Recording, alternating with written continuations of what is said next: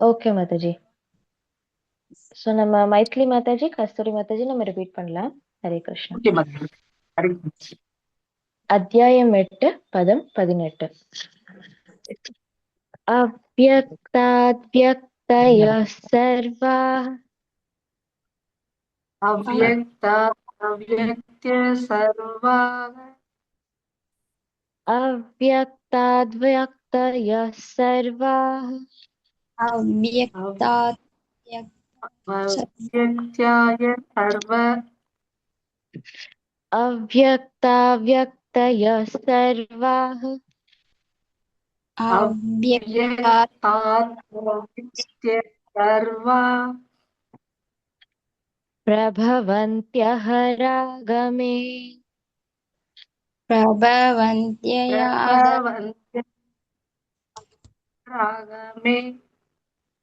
प्रभवन्त्यः रागमे प्रभवन्त्यरागमे प्रभवन्त्यगरागमे प्रभवन्त्यरागमे रात्र्यागमे प्रलीयन्ते रात्र्यै आगमे प्रदे रात्र्यागमे प्रलीयन्ते रात्र्यागमे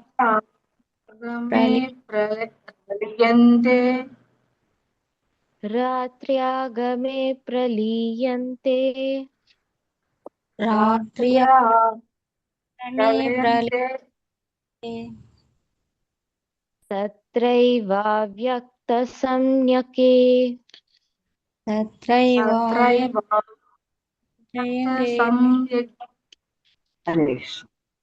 तत्रैवाव्यक्तसंज्ञके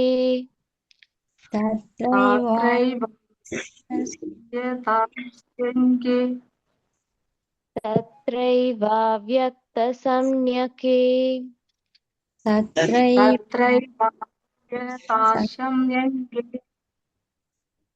अव्यक्ताद्व्यक्तयः सर्वाः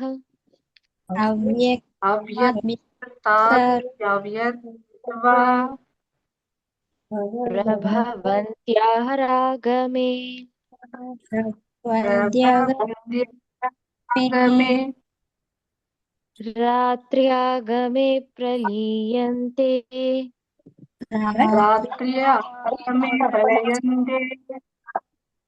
तत्रैवाव्यक्तसंज्ञके तत्रैवाव्यक्तसंज्ञके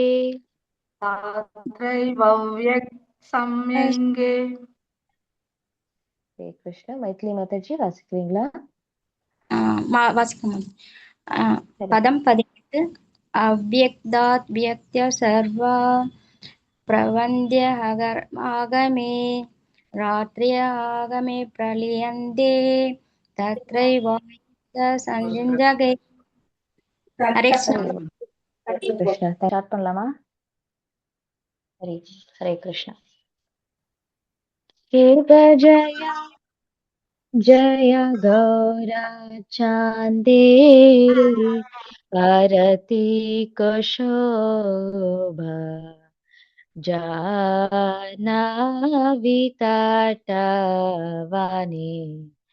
जगमानलोभा की बदकी नेनिताय चाय वामे गदाधरा निकाटे अद्वैत श्रेणी वसचत्रधारा की बभूषी याचे गौरा चान रत्नसिंहासने आरती करेना ब्रह्मा आदि देवगाने की बनरा हरियादि कोरी चामरा दुलाया सञ्जया मुकुन्द वासो घोषादिगाय शङ्का भजे घण्टा भजे भजे करताल माधुरा मृदङ्गा भजे परमरसाला शङ्ख भजे घण्टा भजे मधुर मधुर मधुर भजे कबाजे घण्टा भजे मधुर मधुर मधुर भजे कि बहु कोटि चन्द्रजिनी वदन उज्ज्वला गालदेश बाणमाला पुरी जलमाला किब शिवा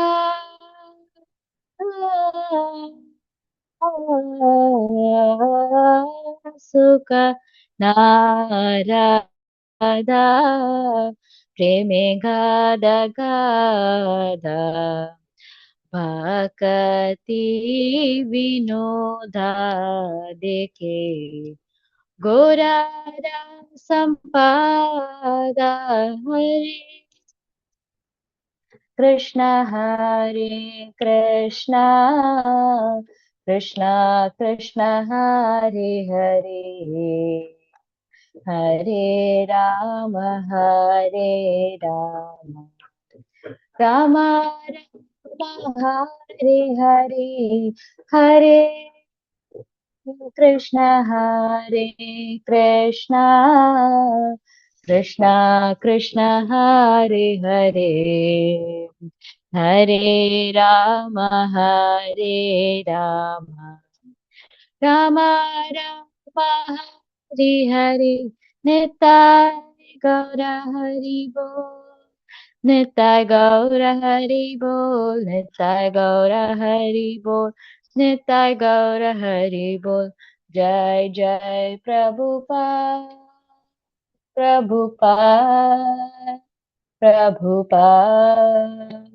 जय श्रीला प्रभुपाद जय जय गुरुदेव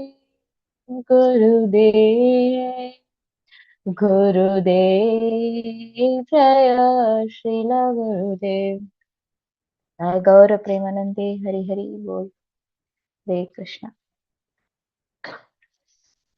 ज्ञानतिमिरान्धस्य ज्ञानाञ्जनशलाकया चक्षुरुन्मिलितं येन तस्मै ஸ்ரீகுரவே நமः. ஹரே கிருஷ்ணா. பக்தர் அனைவருக்கும் எனது பணிவான நமஸ்காரம், காலை வணக்கம். இன்றைய டிரான்ஸ்லேஷன் யார் படிக்கணும்? ஸ்லோகா நம்பர் 8.18, 8வது மைதிலி அத்தியாயம், மாதாஜி. 18வது ஸ்லோகா. ஹரே हरे கிருஷ்ணா. ஹரே கிருஷ்ணா. மைதிலி மாதா. ஓகே, படிங்க மாதாஜி. ஸ்லோகம் 18. பிரம்மாவின் பகல் தோன்றும் போதும் எல்லா ஜீவாத்மாக்களும் அவ்வியக்த நிலையிலிருந்து தோன்றுகின்றனர். பின்னர் இரவு வந்தவுடன் அவர்கள் மீண்டும் அவ்வியக்துடன் இணைந்து விடுகின்றனர். Hare Krishna Mataji. Hare Krishnappa. Thank you very much Mataji. சரி, நம்ம இப்போ எத்தனாவது அத்தியாயத்துல இருக்கிறோம்? 8வது அத்தியாயத்துல இருக்கிறோம் இல்லைங்களா? அப்போ இதோட தலைப்பு என்னன்னு பாத்தீங்கன்னா, பரத்தை அடைதல். அதுதான் தலைப்பு. அப்படின்னா என்ன? பரத்தை அடைதல் என்றால் என்ன? பரம தர்மம் என்றால் ஸ்ரீ கிருஷ்ணரின் நித்தியமான ஆன்மீக உலகம். எது அது? கோலோக பிருந்தாவன். நாம் இப்போது இருக்கும் பௌதிக உலகில் பிறப்பு இறப்பு என்ன இருக்கும்? நடந்துகிட்டே இருக்கும் இல்லைங்களா? பிறப்போம், திருப்பி இறப்போம், இது தொடர்ந்து கொண்டே இருக்கும். அப்போ நம்ம கிருஷ்ணரை அடைந்தால் நமக்கு மறுபிறவி கிடையாது. இந்த பிறப்பு இறப்பு நோய் முதுமை இதுல இருந்தெல்லாம் நாம் வெளிப்படலாம் அப்படின்றத ஃபுல்லுமே விவரிக்கிறது தான் இந்த பரத்தை அடைதல் 8வது அத்தியாயம். இப்போ நம்ம இதுவரையிலும் எத்தனை ஸ்லோகம் கடந்திருக்கிறோம்? 17 ஸ்லோகம் கடந்திருக்கிறோம். அந்த 17 ஸ்லோகத்துல பாத்தீங்கன்னா 8.5 ரொம்ப ஒரு முக்கியமான ஸ்லோகா. என்ன ஸ்லோகா? அந்த காலே சாமாம் ஏவ ஸ்மரன் முக்தவா கலேவரம். என்ன சொல்றாங்க அந்த ஸ்லோகத்துல? என்னை நினைத்து கொண்டு, எப்படி? என்னை நினைத்து கொண்டு யார் ஒருவன் உடலை விட்டு வெளியே செல்கிறாரோ நிச்சயமாக என்னை வந்து அவன் அடைவான். அதுக்கு நம்மளே பார்த்தோம். அந்த கடைசி நேரத்துல மட்டும் பகவானை நினைச்சா போருமா? முடியாது. அப்ப என்ன பண்ணணும்? ஆரம்பத்திலே நம்ம பிராக்டிஸ் பண்ணிட்டு நம்ம ரெடியா இருந்தோம்னா தான் அந்த நேரத்துல நம்மளுக்கு அந்த ஸ்மரணம், அந்த நினைவு, பகவானோட நினைவு வரும். இல்லைன்னா உடலோட சம்பந்தப்பட்ட விஷயங்கள்ல தான் நம்ம என்ன பண்ணுவோம், அதெல்லாம் ஞாபகப்படுத்திப்போம். கரெக்டா இல்லைங்களா? இப்போ நேத்தி ஸ்லோக்கல நம்ம குரு அவங்க எடுத்தாங்க 8.17 என்ன எடுத்தாங்க? பிரம்மாவோட ஆயுள் என்ன? 4.32 பில்லியன் ஒரு பகல், 4.32 பில்லியன் வந்து ஒரு இரவு அப்படின்றத ரொம்ப அழகா குரு நித்தியவங்க சொன்னாங்க. சரி, அந்த நேரத்துல அவருக்கு என்ன வேண்டாம், என்ன பணிக்காக இந்த ஆயுள் வந்து இவ்வளவு காலம் கொடுக்கப்பட்டு இருக்கிறது அப்படின்றத விளக்குறது தான் இந்த ஸ்லோகா 8.18. அதுல நம்ம வந்து முக்கியமான ஒரு ரொம்ப சிம்பிளான ஸ்லோகா தான். ஆனா கொஞ்சம் நம்ம புரிஞ்சுக்கணும், அவ்வளவுதான். ரொம்ப சிம்பிள். இப்போ இதுல பாத்தீங்கன்னா அவ்யக்தாத் அப்படின்னு சொல்றாங்க. அப்போ வெளிப்படாத நிலையில் இருந்து, அது தெரியாது, அது வெளியில தெரியாது. இப்போ ஒரு உதாரணத்துக்கு ஒரு விதைக்குள்ள ஒரு ஒரு பெரிய மரம் வளரக்கூடிய ஒரு சக்தி இருக்கிறதா இல்லையா ஒரு விதைக்குள்ள? ஆனா அது இருக்கு. தெரியுதா? தெரியாது இல்லைங்களா? கடுகு கூட குட்டியா இருக்கும். அது நம்ம கொஞ்சம் அதை ஈரப்பதத்துல போட்டுட்டோம்னா முளைஞ்சு வரும். நமக்கு தெரியுமா அந்த கடுகு வந்து ஒரு செடியாவோ இல்ல ஒரு சின்ன ஒரு பிளான்டா கூட மாறும்னு தெரியாது நமக்கு. இதுக்கு பேர் என்னது? அவ்யக்தாத். அதே வந்து அது முளைத்து வெளியில வந்துடுச்சுன்னா அதுக்கு பேர் என்ன சொல்லலாம்? நம்ம வெத்தைய. அப்ப அது முளைத்து செடியாக வரும்போது நம்மளால என்ன பண்ண முடியுது? பார்க்க முடியுது. அப்போ இவை அனைத்தும் சர்வா, இவை அனைத்தும் எப்படி நடைபெறுகின்றன? எப்படி உருவமாக வெளி வருகின்றன? அதுதான் வந்து சிருஷ்டி. என்ன சொல்றாங்க? பிரபவந்தி, சிருஷ்டி வந்து உண்டாக்குகிறது. அப்போ பிரம்மாவோட பகல் வரும்போது இப்ப நம்ம யார் என்ன பார்த்தோம்? நேத்து குரு அவங்க சொல்லி கொடுத்தது பிரம்மாவோட ஆயுள் சொல்லி கொடுத்தாங்க. அந்த ஆயுள்ல அவரோட சக்தி என்னன்றதுதான் இப்ப நம்ம பாக்குறோம். ஓகேங்களா? இப்ப பிரம்மாவோட பகல் வரும்போது அவருடைய ஆண்டு காலம் எவ்வளவு? ஒரு பகல். ஒரு பகல் என்பது என்ன? 4.32 பில்லியன் அல்லது என்னன்னு சொல்லலாம்? 4,32,000 இந்த மனித கணக்குப்படி ஆண்டுகள். அப்ப இந்த நேரத்துல என்ன நடக்கும்? சிருஷ்டி நடக்கும், படைப்பு தொழில் நடக்கும். எவ்வளவு ஆண்டு காலம்? 4,32,000 சொல்லலாம். அப்படி இல்லைன்னா 4.32 பில்லியன் ஆண்டுகள் அவர் வந்து படைப்பு தொழிலை நடத்துவார். அது எப்பொழுது நடக்கும்? பகல் நேரத்தில் நடக்கும். அதே ராத்தியர் யாக்கமே அப்படின்னா இரவு நேரத்துல என்ன பண்ணும்? அது நடக்காது. அது பேர் என்னது? அவ்யக்த நிலை. அது வந்து ஒடுக்கப்படும். அது நம்மளால பார்க்க முடியுமா? நடக்காது. இது எப்ப நடக்கும்? இந்த 4.32 பில்லியன் நடந்ததுக்கு அப்புறம்தான் இந்த சிருஷ்டி வந்து மறுபடியும் இது ஒடுக்கப்படும். மீண்டும் என்ன பண்ணும்? மீண்டும் வந்து சிருஷ்டிக்கப்படும். இப்ப இது என்ன ஆகும்? மாத்தி மாத்தி நடக்கும். புரியுதுங்களா? பகல்ல வந்து 4,32 பில்லியனுக்கு ஆண்டுகளுக்கு சிருஷ்டி நடக்கும். மறுபடியும் என்ன நடக்காது? சிருஷ்டி நடக்காது. அவ்யக்த நிலை மறைந்து வந்து ஒடுக்கப்பட்டு அது நிறுத்தி வைக்கப்பட்டு இருக்கும். அப்போ பிரம்மாவோட பகல் தொடங்கும் போது வெளிப்படாத நிலையில் இருந்த அனைத்து உயிர்களும் என்ன பண்ணும்? வெளிப்படும். எப்பொழுது? பகல் நேரத்தில். அதே பிரம்மாவோட தொடங்கும் போது மீண்டும் அவை வெளிப்படாத நிலையில் இருக்கும். இதுதான் ரொம்ப சிம்பிளா சொல்லிட்டாங்க. அப்போ நம்ம புரிஞ்சுக்கிட்டோம்னா பிரம்மாவோட பகல் வந்தா படைப்பு நடக்கும். அதோட கால ஆண்டு காலம் எவ்வளவு? 4.32 பில்லியன்.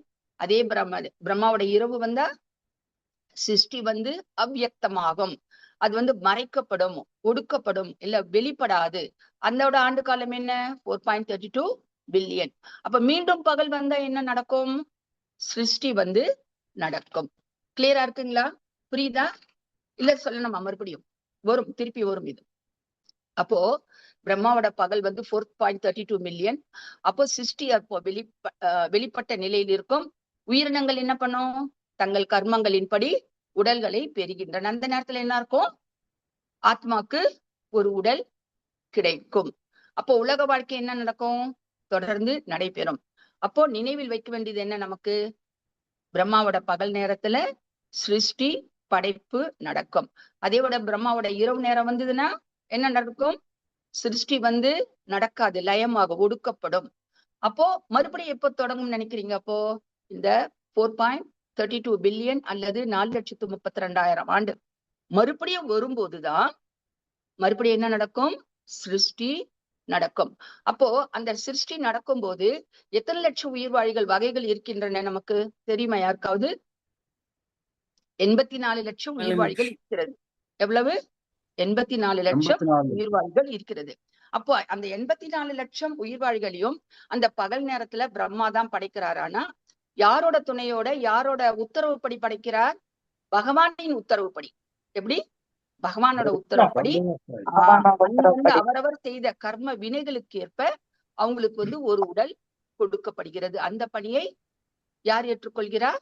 பிரம்மா ஏற்றுக்கொள்கிறார். ஃபார் எக்ஸாம்பிள் 84 லட்சம் உயிர்வாழிகள் பாத்தீங்கன்னா இந்த நீரில் வாடுறதுக்கு ஜனஜான்னு சொல்லுவாங்க. அதுவே எத்தனை லட்சம் இருக்கான்?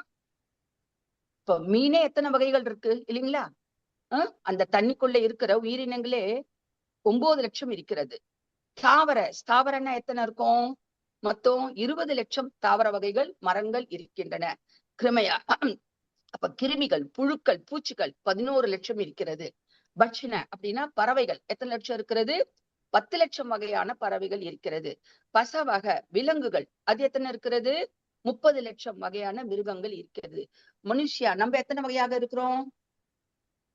4 லட்சம் இருக்கிறோம். இப்போ என்ன மாதிரி நீங்க இருக்கிறீங்களா? உங்களை மாதிரி இன்னொருத்தர் இருக்கிறாங்களா? கிடையாது இல்லைங்களா? எல்லாருக்கும் குணங்கள்ல இருந்து, உடல் அங்க அமைப்புகள்ல இருந்து எல்லாமே என்ன பண்றது? வித்தியாசப்படுகிறது. நம்ம மட்டும் எப்படி எவ்வளவு பேர் இருக்கிறோமா? 4 லட்சம் பேர் இருக்கிறோம். அப்ப இந்த 84 லட்சத்தையும் பகல் நேரத்துல படைக்கிறவர் யாரு? பிரம்மா தான். ஆனா அதோட உத்தரவு யார்கிட்ட இருந்து வருது? பகவான் கிட்ட இருந்து வருகிறது. அதே இது பகல் முடிஞ்சிட்டாக்குற, இன்னும் முடியல, பகல் இப்ப நடந்து கொண்டு இருக்கிறது. இதெல்லாம் முடிஞ்ச பிறகு மறுபடியும் இந்த படைப்பு என்ன பண்ணும்? தற்காலிகமாக நிறுத்தி வைக்கப்படும். அப்போ சிருஷ்டி நடக்காது. சிருஷ்டி நடக்காது. இது நல்லா புரிஞ்சுக்கணும். அப்போ இப்ப வேத கணக்குப்படி இப்போது பிரம்மாவின் பகலா இரவா? பகல் நடந்து கொண்டிருக்கிறது. பகல் நடந்து கொண்டிருக்கிறது. அதனால் சிருஷ்டி வெளிப்பட்ட நிலையில் இருக்கிறது. சிருஷ்டி எப்படி இருக்கிறது? வெளிப்பட்ட நிலையில் இருக்கிறது. மறைந்து கிடையாது, வெளிப்பட்ட நிலையில் இருக்கிறது. அப்போ ஒரு சின்ன ஒரு எக்ஸாம்பிள், மறுபடியும் ஒரு விவசாயிடம் என்ன இருக்கிறது? ஒரு சிறிய விதை இருக்கிறது. அதை என்ன பண்ணார் அவரு? பூமிக்குள்ள மண்ணுல புதைத்தார். அப்ப அது பேர் என்ன? அந்த விதையை மறைத்து விட்டார்கள். அது என்ன பேரு? அதுக்கு அவ்வியக்தம். அவ்வியக்தம் அது முதல் நிலை, நம்மளால பார்க்க முடியாது இல்லைங்களா? கரெக்ட். அப்புறமா நம்ம தண்ணி ஊத்துறோம், சூரிய ஒளி வருது. அப்போ அதற்குள்ள இருக்கிற ஒரு பெரிய மரம் என்ன வருகிறது? வளர்ந்து அது வருகிறது. இது எந்த நிலை? இரண்டாவது நிலை. செடியாக வளரும், மரமாக வளரும், பூக்கள் வரும், மறுபடியும் அதுல இருந்து விதைகள் வரும். இதுக்கெல்லாம் பேர் வியக்தம். இது இரண்டாவது நிலை. அப்போ அவ்வியக்தம், வியக்தம் இது ரெண்டும் சேர்ந்துதான். முதல்ல அது மறைந்த நிலையில் இருக்கிறது. அதுக்கப்புறம் பெரிய மரமாக மாறி நம் கண்களுக்கு இது தெரிகிறது. அப்ப மீண்டும் அந்த மரம் என்ன பண்ணும்? கொஞ்ச நாள் கழிச்சு இல்ல அந்த செடி என்ன வாடி போயிடும், இறந்து போயிடும் இல்லைங்களா? ஒரு சில குறிப்பிட்ட ஆண்டுகள் தானே வாழும். சில செடிகள்லாம் கொஞ்ச நாளைக்கு தானே வரும். இப்ப நம்ம தனியா விதையோ கடுகுலாம் போட்டா கூட மேக்சிமம் எவ்வளவு நாள் இருக்கும்? ஒரு வாரம் இருக்குமா? அவ்வளவுதானே இருக்கும். அதுக்கு மேல இருக்காது இல்லையா? அப்ப அது அழிந்து விடுகிறது. இதுக்கு மூன்றாவது நிலை. இது பேர் என்னது? லயம். முதல்ல மறைந்த நிலை, அதுக்கப்புறம் வெளிப்படுத்தப்பட்ட நிலை. மூன்றாவது நிலை என்ன? அழிந்து விடும். அப்போ முதல்ல விதை இருக்கிறது, விதையிலிருந்து செடி வருகிறது. கொஞ்ச நாளைக்கு கழிச்சு என்ன பண்றது? அது அழித்து விடுகிறது. அப்ப இதுல என்ன நடக்குது நமக்கு தெரியுது? பிறக்கிறது, வளர்கிறது, அழிகிறது. கரெக்டுங்களா? அவ்வியக்தம், வியக்தம், லயம், மீண்டும் அவ்வியக்தம், மீண்டும் அவ்வியக்தம். இப்ப நம்ம கூட கரு நம்ம பாப்பா இதுல இருந்தா இப்ப நம்ம ஸ்கேன்ல பாக்குறோம். அந்த காலத்துல எல்லாம் அது கூட பார்க்க முடியாது. அப்ப கரு என்ன இருக்குது? அவ்வியக்த நிலையில இருக்கு. அதுக்கப்புறம் என்ன ஆகுது? வியக்தம், அது வெளியில வருது. அதுல உடலில் மாற்றங்கள் ஏற்படுகிறது. அப்புறம் கல்யாணம் நடக்கிறது. அது என்ன பண்ணுது?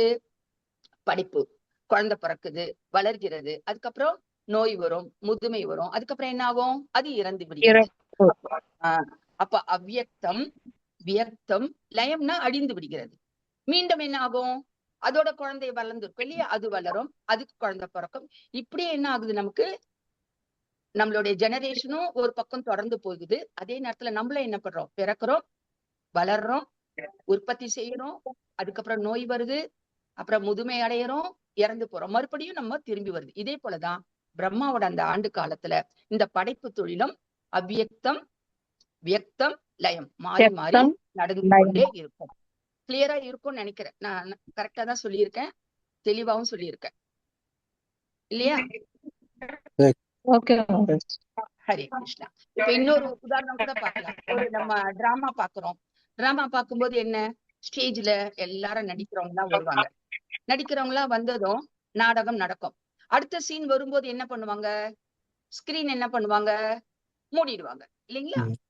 அப்ப நாடகம் என்ன ஆகுது, கொஞ்சம் ஒரு தற்காலிகமா 1 நிமிஷம் 2 நிமிஷம் 5 நிமிஷத்துக்கு திரை வந்து மறக்கப்படுகிறது. மறைந்ததை என்ன பண்ணுவோம், மறுபடியும் அடுத்த ஆக்டருங்க வருவாங்க. அவங்க பார்ட்டை வந்து செஞ்சுட்டு போவாங்க. அப்ப மீண்டும் அடுத்த நிகழ்ச்சியில் திரை வந்து திரைக்கிறது.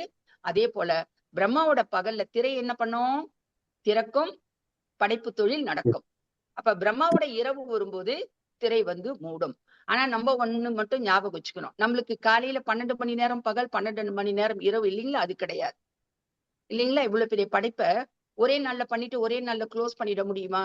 முடியாது. அதனாலதான் அவருடைய ஆண்டு காலம் பகலுக்கு வந்து 4.32 பில்லியன், இரவுக்கு எவ்வளவு வச்சிருக்கிறாங்க, 4.32 பில்லியன்.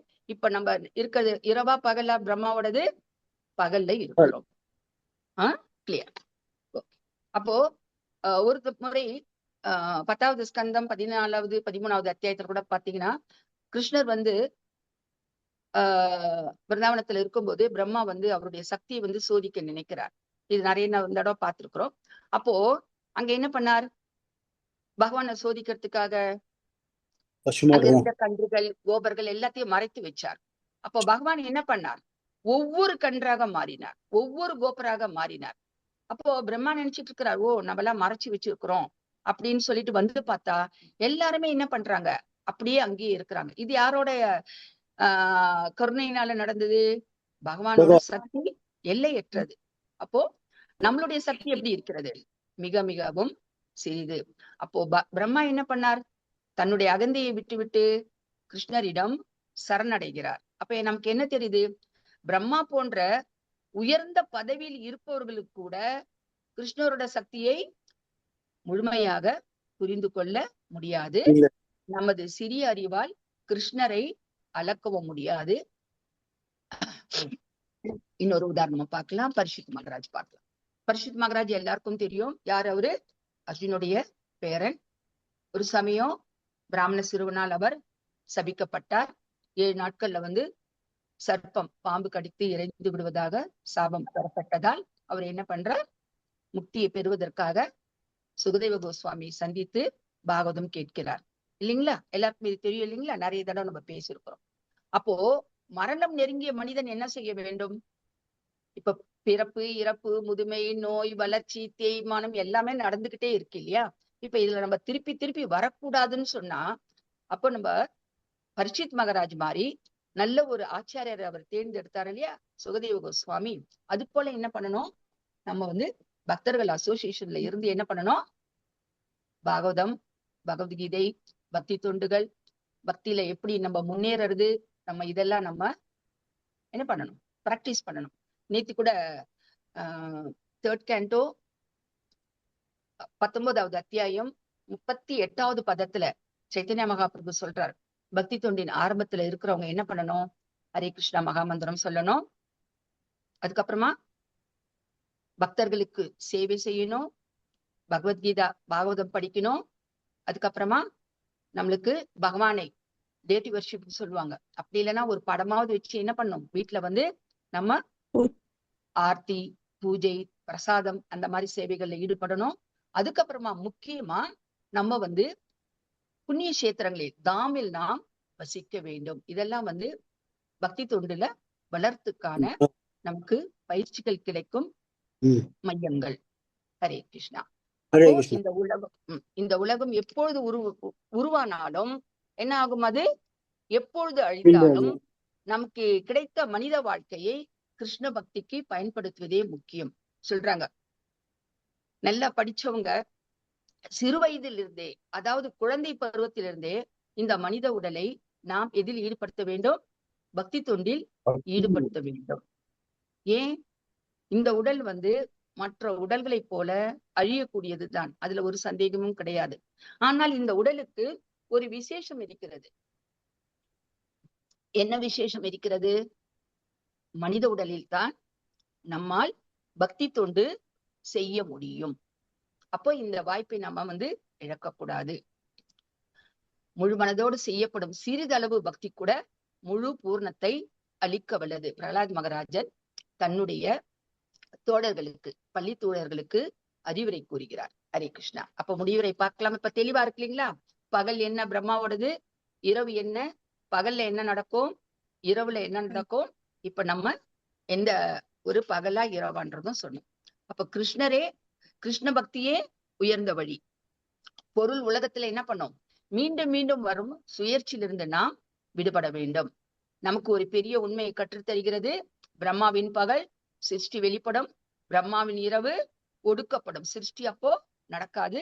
ஆனா இந்த சிருஷ்டி பகல் இரவுல மாறி மாறி இது தொடர்ந்து நடந்து கொண்டே இருக்கும்.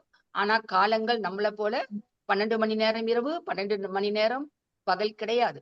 432 லட்சம், 4,32,000, அப்படி இல்லைனாக்கா 4.32 பில்லியனும் சொல்லலாம். நமது உடல் எப்படி? தற்காலிகம். நமது உலக வாழ்க்கை தற்காலிகம்.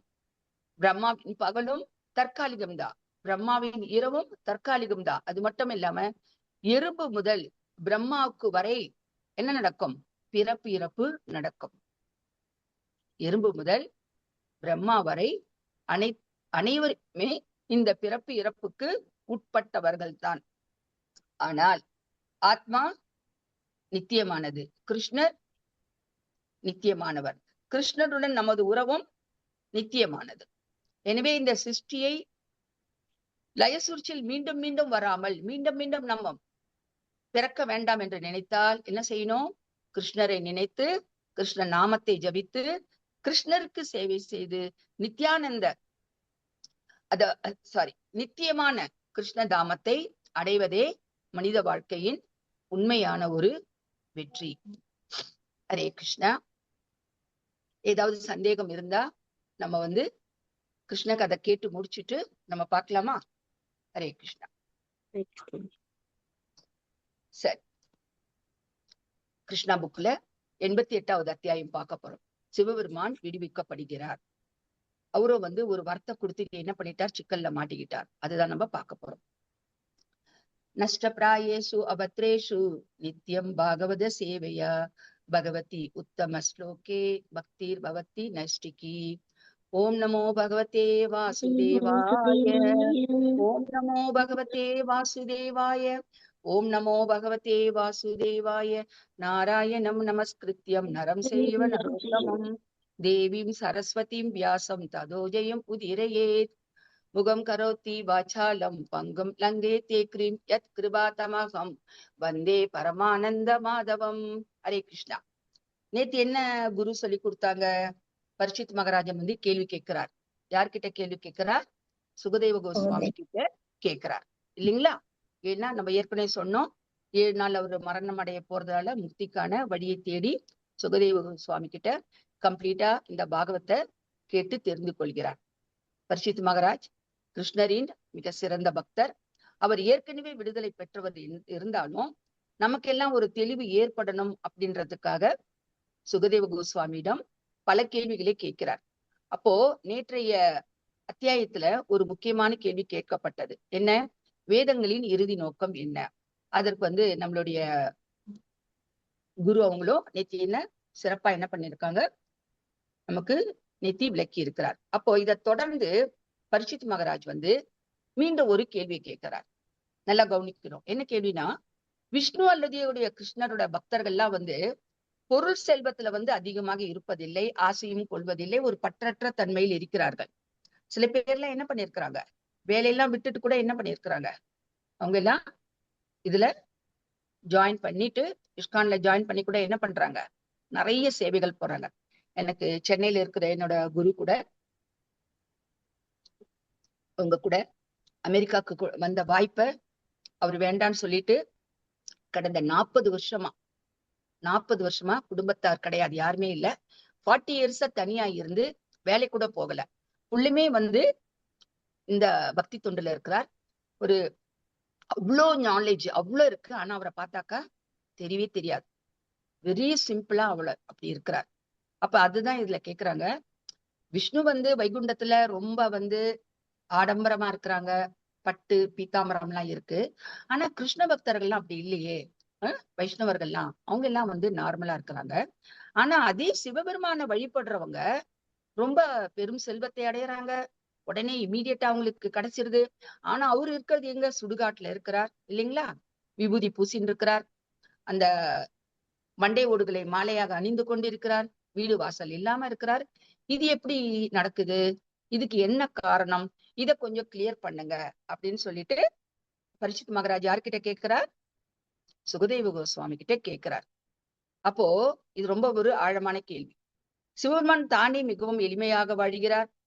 ஆனால் அவரை வழிபடுவர்களில் மிகப்பெரிய செல்வந்தர்களாகவும் சக்தி வாய்ந்தவர்களாகவும் உள்ளார்கள். எப்படி? இப்போ சுகதேவ கோஸ்வாமி அவர்கள் விருகாசரன் என்ற ஒரு அசுரன் இருந்தா, அதை வச்சு அவரு இப்ப விளக்க போறார். அதுக்கு முன்னாடி சிவபெருமான் கிருஷ்ணர் பக்தர்கள் கிட்ட என்ன மாதிரி ஒரு அவங்க ஆசையை, அவங்க குணங்கள் என்ன இருக்கிறத ஒரு 2 minutes நம்ம பார்த்துட்டு நம்ம கதைக்குள்ள போகலாம். சிவபெருமான் யாரு? ஆசுதேஷர். சீக்கிரமா என்ன பண்ணுவார் அவரு? நம்ம அவரை வேண்டி வணங்கினோம்னா, ஏதாவது கேட்டோம்னா அதை கொடுத்தும் விடுவார், அவரும் நம்மளை திருப்திப்படுத்துவார். ஆனால் அதே நேரத்தில் விரைவாக கோபப்படவும் அவர் செய்வார். அவருடைய பக்தர்கள் கடுமையாக தவம் செய்தால் அவர் விரைவாக வரங்களை வழங்குகிறார். பல சிவபக்தர்கள் செல்வம், சக்தி, அதிகாரம் போன்ற பொருள் வளங்களை அவரிடமிருந்து பெறுகிறார்கள், உண்மைதான். அதனால் சிவபக்தர்கள் மிகவும் பணக்காரர்களாகவும் சக்திமான்களாகவும் ஆகிறார்கள். ஆனால் அந்த செல்வம் நிரந்தரமாக இருக்குமா? சிவபெருமான் கொடுக்கிறது கிடையாது. என்னைக்கு ஒன்னாலும் நம்மளுடைய பவர் போயிடும். நம்மளுடைய கவர்மெண்ட் கூட எத்தனை கவர்மெண்ட் இப்ப ஆட்சி பண்றவங்க எல்லாம் 5 வருஷம் தான், அதிகாரம் போயிடும் நமக்கு. நம்மளுடைய சக்தி வயசாக நம்மளுடைய சக்தி போயிடும், செல்வம் அபகரிக்கலாம், பல பிரச்சனைகள் இருக்கிறது செல்வங்கள் நமக்கு மூலியமாக. அதை பாதுகாக்கிறது ஒரு பெரிய விஷயம் இல்லைங்களா? அதே கிருஷ்ணர் என்ன பண்றார்? விஷ்ணு பக்தர்களுக்கு சில நேரங்களில் பொருள் வசதிகள் குறையலாம் அவரை வழிபடுபவர்களுக்கு. ஆனா அங்க ஒரு முக்கியமான ஒரு பாயிண்ட நம்ம பார்க்கணும். காரணம், பக்தன் பொருள் பற்றிலிருந்து விடுபட வேண்டும், அந்த அட்டாச்மெண்ட்ல இருந்து, அந்த மாயிலிருந்து வெளிப்படணும்ன்றதுக்காக, கிருஷ்ணர் கிட்ட சரணடையணும்னு சொல்றதுக்காக கிருஷ்ணர் என்ன பார்க்கிறார்? உண்மையான நன்மையை நமக்கு அளிக்கிறார். புரியுதுங்களா? மாயையிலிருந்து நம்மை வெளியேற்றுகிறார். கிருஷ்ணர் பக்தரின் உண்மையான நன்மையை பார்த்துதான் அவர் அருள் செய்கிறார். கிருஷ்ணர் வெறும் பொருள் செல்வத்தையும் கிருஷ்ண பக்தி என்ற உயர்ந்த செல்வத்தையும் கொடுக்கிறார் நமக்கு. பொருள் செல்வத்தை கொடுக்கறத விட நமக்கு எதை கொடுக்கிறார்? அவர்கிட்ட சேரத்துக்கான வழிமுறைகளை நமக்கு ஆச்சாரியர்கள் மூலமாகவும் ஆன்மீக மூலமாகவும் இந்த பாகவதம் பகவத்கீதா மூலமாக நமக்கு கற்பிக்கின்றார். ஏன்? நமக்கு நிரந்தரமான ஒரு சொல்யூஷன் வேணும். சிவபெருமான் போல அப்பவே பணம் கிடைச்சிட்டு இப்ப ஆன்லைன் ஆர்டர் மாதிரி இருக்கு இல்லைங்களா? அப்பவே ஆன்லைன் ஆர்டர் பண்ணிட்டு அது வெந்திருக்குதோ வேகலையோ, அது எப்ப சமைச்சாங்களோ தெரியாது, அதை சாப்பிட்டுட்டு என்ன பண்றாங்க? போயிடுறாங்க. ஆனா நம்ம வீட்லயே அதை சமைச்சு சாப்பிட்டோம்னா நம்ம அது பிரசாதம் என்ற முறையில கவனமாக சமைக்கிறோம் இல்லைங்களா? பழையது எடுத்து சாப்பிடுறது கிடையாது, ஃப்ரிட்ஜ்ல எதுவும் ஸ்டாக் பண்றது இல்லை. ஏன்னா எவ்ரிடே பிரசாதம் பகவானுக்கு நம்ம ஆஃபர் பண்றோம். அப்போ அது போலதான் நம்ம யோசிச்சு நம்ம குடும்ப நண்பர்களை பார்த்து, குடும்பத்து உறுப்பினர்களை கவனமா பாக்குறோம். அது போலதான் கிருஷ்ணரை என்ன பண்றார்? அவருடைய பக்தர்களை கவனமாக பார்த்து கொள்கிறார்.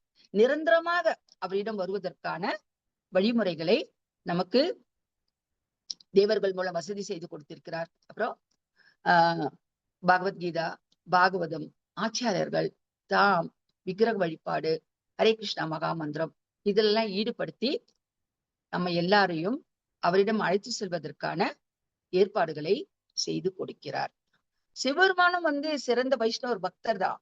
ஆனா அவரு ஆடம்பரத்தை விரும்பல, அவருடைய பக்தர்களுக்கு மட்டும்தான் கொடுக்கிறார். அவரு எப்பவுமே எளிமையாகத்தான் வாழணும்னு விரும்புறார். கிருஷ்ண பக்தியே உயர்ந்தது என்பதை அவர் வாழ்ந்து காட்டுகிறார். ஹரே கிருஷ்ணா. இப்ப நம்ம கதைக்குள்ள போகலாமா? எப்படி ஈஸியா எளிமையாக வரம் கொடுக்கிற சிவபெருமானுக்கே பிரச்சனை வருது, அது எப்படின்றத நம்ம சுகதேவ கோஸ்வாமி சொல்றாங்க. ஒரு காலத்துல சகுனியின் மகனான விருகாசுரன் என்ற ஒரு அரசன் இருந்தான். அவனுக்கு ஒரு பெரிய ஆசை இருந்தது. நான் விரைவாக ஒரு பெரிய வரத்தை பெற வேண்டும். அதற்காக 3 முக்கியமான தெய்வங்களை வழிபட்டால் அதுல யாரு திருப்தி அடைஞ்சு எனக்கு அந்த வரத்தை அளிப்பார்கள் என்று விரும்பினான். அப்போது நாரத முனிவர் வரார். அவர்கிட்ட போய் தன்னுடைய எண்ணத்தை ஷேர் பண்றான். நான் சீக்கிரமா வரம் பெறணும், நான் யார போய் பண்ணலாம்? பிரம்மாவா, விஷ்ணுவா, சிவனா? யார் மூலியமா இது எனக்கு சீக்கிரமா கிடைக்கும்? அப்போ நாரதர் புரிந்து கொண்டார். சரி, இவன் ஏதோ ஒரு பேராசை உள்ளவனாக இருக்கிறான், பெரிய மாஸ்டர் பிளான் போடுறான்னு சொல்லிட்டு அவர் என்ன பண்ணிட்டாரு, சரிப்பா நீ சிவபெருமானை வழிபடு, அவர்தான் என்ன பண்ணுவார், சீக்கிரமா உனக்கு உன் ஆசைகளை திருப்திப்படுத்துவார். அதே போல அவருக்கு கோபம் வந்தாலும் யாராலும் சமாளிக்கவும் முடியாது, நீ ஜாக்கிரதையா பாத்துக்கோ அப்படின்னு சொல்லிட்டு என்ன பண்ணிட்டார், போயிட்டார். அப்போ ராவணனும் பானாசுரனும் சிவபெருமானை திருப்திப்படுத்திய மிகப்பெரிய பொருள் வளங்களை பெற்ற சம்பவங்களை நாரதர் எடுத்துக்காட்டாக கூறினார். அது மட்டும் இல்லப்பா, ராவணன், பானாசுரன் இவங்கெல்லாம் கூட சிவபெருமானை வணங்கிதான் பெரிய பெரிய செல்வங்கள் எல்லாம் பெற்றாங்க. நீ பிரம்மா விஷ்ணு கிட்ட எல்லாம் போக வேண்டாம், டைரக்டா இவர்கிட்ட போயிடு, உடனே உன்னுடைய ஆசை நிறைவேறிவிடும் சொல்றாங்க. இவன் என்ன பண்றான், விருகாசுரன் அந்த அறிவுரை பெற்று நேரா எங்க போனார், சிவபெருமான் இருக்கிற கேதார்நாத்துக்கு போறார். அங்கு சிவபெருமானை திருப்திப்படுத்துவதற்காக ஒரு பெரிய யாகத்தையை ஏற்படுத்தினான். வேத முறையில் தெய்வங்களுக்கு உணவு போன்ற அர்ப்பணிப்புகள் எதன் மூலமாக கொடுக்கப்படுகிறது, யாகங்கள் மூலமாக சமர்ப்பிக்கப்படுகின்றன. அப்போ அவனுடைய செஞ்ச ஒரு யாகம் பாத்தீங்கன்னா ரொம்ப கொடூரமான ஒரு யாகத்தை செய்யறான். எப்படி செய்யறான்னு பாத்தீங்கன்னா, தன்னுடைய உடல்ல இருந்து சதியை வெட்டி நெருப்பில் சிவபெருமானுக்கு அளிக்கக்கூடிய அர்ப்பணிக்கக்கூடிய யாகத்தை துவங்கினான். இது எதால ஏற்பட்டது, பேராசை. கூடவே அவனுக்கு என்ன இருக்கிறது, அறியாமை இருக்கிறது. அப்போ தொடர்ந்து என்ன பண்றான், இந்த சதியை வெட்டி நெருப்புல போட்டுக்கிட்டே இருக்கிறான். இது போல எத்தனை நாள் செஞ்சான், 6 நாட்கள் சிவபெருமான் அவன் முன் தோன்றவே இல்லை. அவனுடைய நோக்கம் என்ன, சிவபெருமானை நேர்ல பார்க்கணும், அவர்கிட்ட இருந்து வரம் வாங்கணும். அப்போ 6 நாட்கள் ஆட்சி தன்னுடைய சதியை வெட்டி வெட்டி போட்டுக்கொண்டே இருக்கிறான். 7வது நாள் வரப்போகிறது, இன்னும் சிவபெருமான் வரவில்லையே அப்படின்னு சொல்லிட்டு என்ன பண்ணிட்டான், சரி இன்னைக்கு 7வது நாள், தன்னுடைய தலையை வெட்டி சிவபெருமானுக்கு அர்ப்பணிப்பேன் என்று முடிவு செய்தான். உடனே என்ன பண்றான், அருகில ஒரு ஏரி இருக்கு, அதுல போய் நல்லா குளிச்சுட்டு வந்தான். அப்போ தலையும் அந்த உடலையும் கூட என்ன பண்ணல, முடி எதையுமே துவட்டி கூட கொள்ளல, அதே ஈரத்தோட தலையை வெட்ட தயாரானான். வேத முறையில் பலி கொடுக்கப்படும் மிருகத்தையும் என்ன பண்ணுவாங்க, குளிப்பாட்டி ஈரமாக இருக்கும் போதே அப்ப என்ன பண்ணுவாங்க, பலி கொடுப்பது குறிப்பிடத்தக்கது. இவனை என்ன பண்றான், இவனை ஒரு மிருகம் ஆடு மாடு போல என்ன பண்ணா, இவனும் போய் குளிச்சா, ஈர தலையோட வரா, ஈர உடல் இருக்கிறது, அதோட தலையை வெட்டிக்கலாம், இத நம்ம அர்ப்பணம் செய்தால் நம்மளுடைய ஆசை நிறைவேறிடும் அப்படின்னு சொல்லிட்டு செயலில் இறங்கினான். அப்போ முக்கியமான நேரத்துல சிவபெருமான் என்ன பண்ணார், கருணையுடன் வந்துட்டார். ஏன்னா இவ்வளவு நாள் அவன் செதையதான் போட்டான், இப்ப தலையே வெட்டிக்க போறான் இல்லையா, சரி பாவம்னு சொல்லிட்டு சிவபெருமான் தோன்றினார். அப்போ தற்கொலை செய்ய போகிறான் என்பதை கண்ட சிவபெருமானுடைய இயற்கையான கருணை இப்பொழுது வெளிப்பட்டது. அப்ப சிவபெருமான் விருகாசரனை கேட்கிறார், கேட்கல, அவன் தொடுறார். தொட்ட என்ன பண்றது, அவன் சதியை வெட்டி இருக்கான் இல்லைங்களா, அந்த இடத்துல என்ன ஆயிருக்கும், காயம் ஏற்பட்டு இருக்கும். அதெல்லாம் உடனடியாக குணமடைந்தன. அப்போ முன்பிருந்த பழைய நிலையை அவன் உடலை பெற்று விட்டான். Okay, next. அப்போ கருணையோட கேட்கிறார், இந்த அளவுக்கு நீ கடுமையான தவம் இருக்கிறியப்பா, 6 நாள் உன் உடல் பாகத்தை வெட்டி வெட்டி போட்டாய் யாகத்தில், இப்பொழுது உன் தலையை கூட கொடுக்கறதுக்கு முன் வந்துட்டியப்பா, உனக்கு என்னதான் வரம் வேண்டும் என்று கேட்டார். விருகாசரன் கேட்ட வரம் மனித சமுதாயத்திற்கே மிகவும் ஒரு ஆபத்தான ஒரு வரத்தை கேட்கிறான். அப்படி என்னதான் அந்த வரம்? நான் யாருடைய தலையில் கையை வைத்தாலும் அந்த நபர் என்ன பண்ணணும்? உடனே இறந்து விட வேண்டும். புரியுதுங்களா? என்ன வரம் கேட்கிறான்? நான் யாருடைய தலையில் கையை வைத்தாலும் அந்த நபர் என்ன ஆகணும்? உடனே இறந்து விடணும். சிவருமால எந்த வரத்தையும் கொடுக்க முடியும். அப்போ நல்ல வரத்தையும் அவனை கேட்கல. ஒரு செல்வம் கொடு, கார் கொடு, இல்ல எனக்கு அங்க பதவியை கொடு, அந்த மாதிரி ஒரு இந்திர பதவியை கொடுன்னு கூட கேட்கல. தனிப்பட்ட சுயநலத்திற்காக மிகவும் ஒரு ஆபத்தான வரத்தை அவன் கேட்கிறான். சிவபெருமான என்ன பண்ணார்? அதை புரிந்து கொண்டார். ஓஹோ, இந்த அளவுக்கு உனக்கு பொறாமை புத்தி உனக்கு இருக்கிறதா? கிரிமினல். அவருடைய உள்ளத்தில் வருத்தம் ஏற்பட்டது. ஆனால் ஏற்கனவே திருப்பி என்ன பண்றாரு? உனக்கு என்ன வர வேண்டும் என்று வாக்கு கொடுத்திருந்ததால் அந்த வரத்தை திரும்ப பெற முடியவில்லை. ஏற்கனவே கேட்டுட்டார். சரிப்பா, உனக்கு என்ன வரம் வேண்டும்னு கேட்டுட்டார். இப்ப என்ன பண்ண முடியல? இந்த வரத்தை கேட்டுட்டான். தலையில கைய வச்சா அவங்க அழிந்து போயிடணும்னு சொல்லிட்டான். அவரால பின்னாடியும் அந்த வாபஸ் எடுத்துக்க முடியல. என்ன வரம் கேட்டுட்டோமே, இப்ப என்ன பண்றது? விருகாசாரன் கேட்டபடி என்ன பண்றார்? அந்த வரத்தை அவர் கொடுக்கிறார். அப்போ விருகாசரனை என்ன பண்றான்? இப்போ அந்த வரத்தை சோதிக்க பாக்குறதுக்காக சிவபெருமான் மேலேயே என்ன பண்றான்? கையை வைத்து அதை சோதனை செய்ய முயற்சிக்கிறான். அப்ப என்ன பண்ணிட்டார் சிவபெருமான்? அந்த இடத்துல இருந்தே நமக்கு வந்துட்ட ஆபத்து, இவனுக்கு வரம் கொடுக்க போய் அவன் நம்ம தலைமையிலேயே கையை வைக்கிறான், நம்மளையே அழித்து விடுவான் போல இருக்கிறது என்று அங்கிருந்து ஓடினார். அப்போ சிவபெருமானுடைய உடல் என்ன ஆச்சு? பயத்தால் நடுங்கியது. அவர் பூமியிலிருந்து வானத்திற்கும் வானத்திலிருந்து மற்ற கிரகங்களுக்கும் சென்றார். மேலான கிரகங்களை எல்லாம் அடர்ந்து பிரபஞ்சத்தோட எல்லை பகுதிக்கு சென்றார். ஆனா விருகாசரன் என்ன பண்ணல? விடவே இல்லை. அவரை துரத்துகிறான். சிவபெருமான் பல இடங்களுக்கு போகிறார். பிரம்மா, இந்திரன், சந்திரன் போன்ற பல கிரகங்களின் தலைமை தெய்வங்களும் சிவபெருமானை அந்த ஆபத்திலிருந்து காப்பாற்ற வழி அவங்களுக்கே தெரியல. ஏன்னா யார் கொடுத்த இது வரம்? இது இவரு தானே கொடுத்தாரு. அவங்களால எந்த ஹெல்ப்பும் பண்ண முடியல. அப்போ அவர் எங்கெல்லாம் போய் உதவி கேட்கிறாரோ அந்த இடத்துல இருக்கிறவங்க எல்லாம் என்ன பண்றாங்க? வெறும் அமைதியாக தான் இருக்கிறாங்க. அவருக்கு உதவி செய்ய முடியல. நேரா என்ன பண்றாரு அவரு? சேவதத் வீபத் அப்படின்னா வைகுண்ட தாமத்துடன் தொடர்புடைய ஒரு புனிதமான ஒரு இடத்துக்கு போறார். சுவேதத் வீபத் தீவம், அந்த இடத்துக்கு போறார். அப்போ அங்க போனதும் சிவபெருமான பக்தர்களை நேசிக்கும் நாராயணர் அங்க இருக்கிறார். இவருடைய ஆபத்தையும் அவர் புரிந்து கொண்டார் நாராயணர். அப்போ உடனே என்ன பண்றார் நாராயணர்? ஒரு அழகான ஒரு பிரம்மாச்சாரி ஒரு வடிவத்தை எடுத்தார். முதல்ல யார் அவருக்கு ஹெல்ப் பண்ணல? பிரம்மா, சந்திரன், சூரியன், இவங்க யாருமே, தேவர்கள் யாருமே ஹெல்ப் பண்ணல. இப்ப எடுத்த முடிவு என்ன? நேரா அவர் நாராயணரை சந்திக்கிறார். அப்போ நாராயணர் ஒரு பிரம்மாச்சாரி வடிவத்தை எடுத்தார். அவருடைய உடலில் ஒரு இடுப்புல ஒரு பட்டை, புனித நூல், ஒரு மான் தோல், பிரம்மாச்சாரியின் தண்டு, ரௌத்ரமணிகள் எல்லாம் இருந்தன. அவருடைய உடலிலிருந்து வெளிப்பட்ட பிரகாசம் என்னாச்சு? சிவபெருமானை விருகாசரனையும் ரொம்ப கவர்ந்தது. 2 பேருமே அங்க ரீச் பண்ணிட்டாங்க. 2 பேருமே அங்க போயிட்டாங்க. அவர் உடல்ல இருந்து ஒரு பிரகாசம் வருது. அந்த பிரகாசம் 2 பேருமே என்ன ஆயிடுச்சு? ரொம்ப அட்ராக்ட் ஆயிடுச்சு. அப்போ பகவான் இனிமையான வார்த்தைகளில் விருகாசரன் பேசினார். அவரை அமைதிப்படுத்தி, நீ மிகவும் இங்க கஷ்டப்பட்டு வந்திருக்கிறாய், கொஞ்சம் ரெஸ்ட் எடுத்துக்கோ. எதற்காக வந்தாய் நீ? என்னிடம் கூறுவாயா? உனக்கு உதவி செய்ய முடியுமானால் நான் உனக்கு அந்த உதவியை செய்கிறேன் என்றார். ரொம்ப அமைதியா ஸ்வீட்டா பேசுவாங்க இல்லைங்களா சில பேர் எல்லாம். சேல்ஸ்மேன் எல்லாம் நம்ம பார்க்கலாம் எப்படி பேசுறாங்கன்னு சொல்லிட்டு. அப்ப இனிய வார்த்தைகளால என்ன பண்ணான் விருகாசரன்? அமைதியானான். இப்போ நடந்ததெல்லாம் கூறினான், சொன்னான். இந்த மாதிரி நான் வர கேட்டேன், என் சதையெல்லாம் கட் பண்ணி போட்டேன், தலையை கூட கொடுக்க முன் வந்தேன். அப்ப சிவபெருமான் எனக்கு என்ன வரும் என்று கேட்டார். அவர் வர கொடுத்தார். அதை சோதிக்கிறதுக்கு நான் அவரோட தலையில வச்சேன்.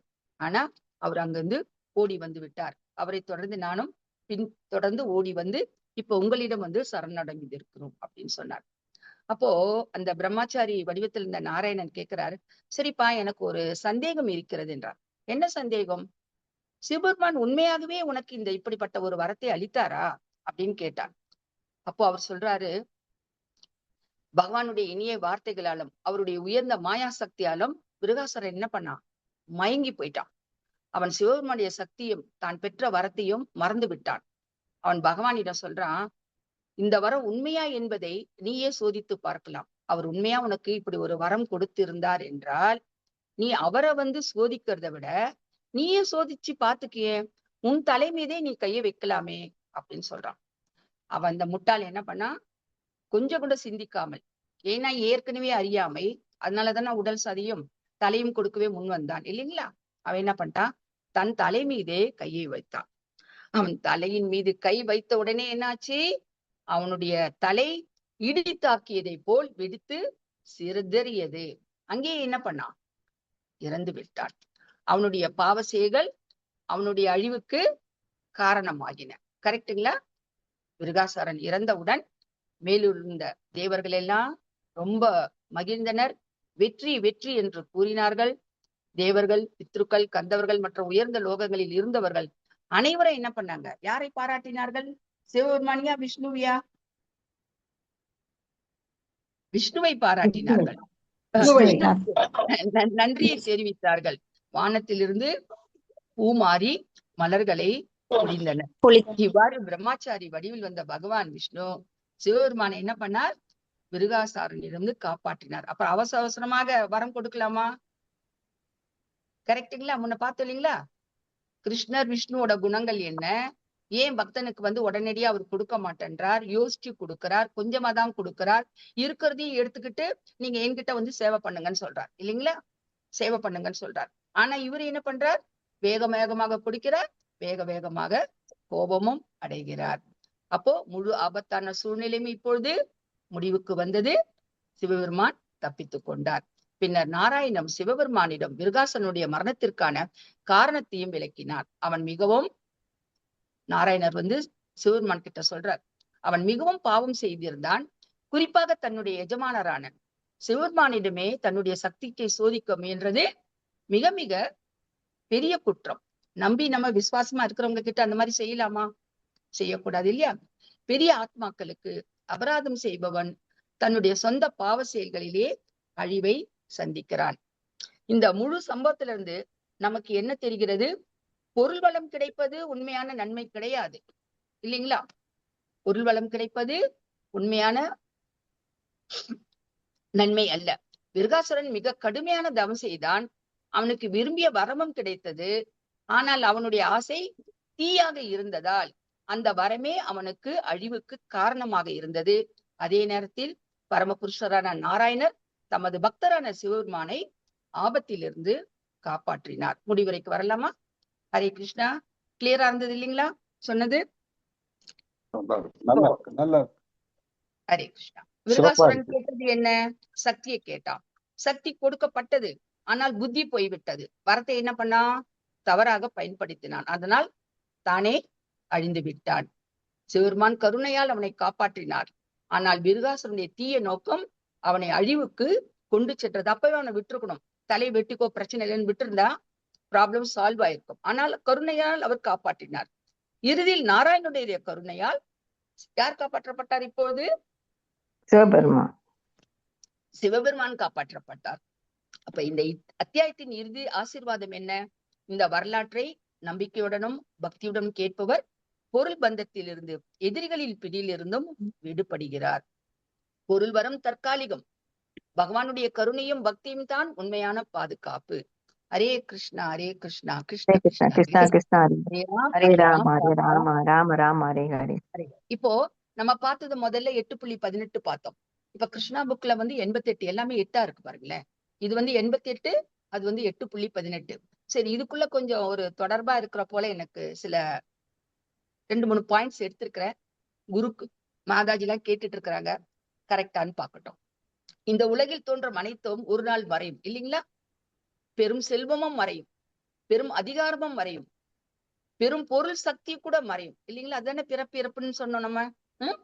பிரம்மாவோட 4.32 பில்லியன் ஆண்டு காலம் படைப்பு, மறுபடியும் அது ஒடுக்கப்படுகிறது, மறுபடியும் பகல் வருகிறது, இரவு வருகிறது, அழிகிறது. விதை பூமிக்குள் இருக்கிறது, விதை வளைந்து செடியாக மாறுகிறது, கொஞ்ச நாள் கழிச்சு அழிகிறது. அப்ப இது மாத்தி மாத்தி நடக்குது அப்படின்றத நம்ம முன்ன பார்த்தோம். இப்ப கிருஷ்ணா புக்லயும் என்ன பாக்குறோம், விருகாசுரன் இதை தன்னுடைய வாழ்க்கையிலேயே காட்டினான். அவன் வேறு பெரிய வரத்தை பெற்றான். ஆனால் அந்த வரம் அவனை தன்னுடைய வைத்துக் கொள்ளாமல் என்ன பண்ணிட்டான், அதை நிரந்தரமாக காப்பாற்றி இருக்க வேண்டும். சிவபெருமான் கொடுத்த வரத்தை அவன் காப்பாற்றி இருக்க வேண்டும். ஆனால் அவசரப்பட்டு என்ன பண்ணிட்டான், அறியாமையினால் அதை துஷ்பிரயோகம் செய்தான்.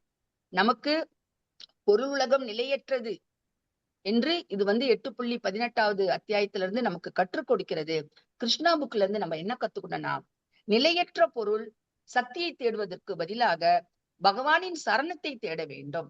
நமக்கு இந்த நிலையற்ற பொருள், இந்த நிலையற்ற உடல், இந்த நிலையற்ற சக்தி, இதுக்கு பின்னாடி இருக்கிறதுக்கு பதிலாக நம்ம யார் பின்னாடி இருக்கணும், பகவானின் சரணத்தை தேட வேண்டும் என்று நடைமுறையில் இது காட்டுகிறது.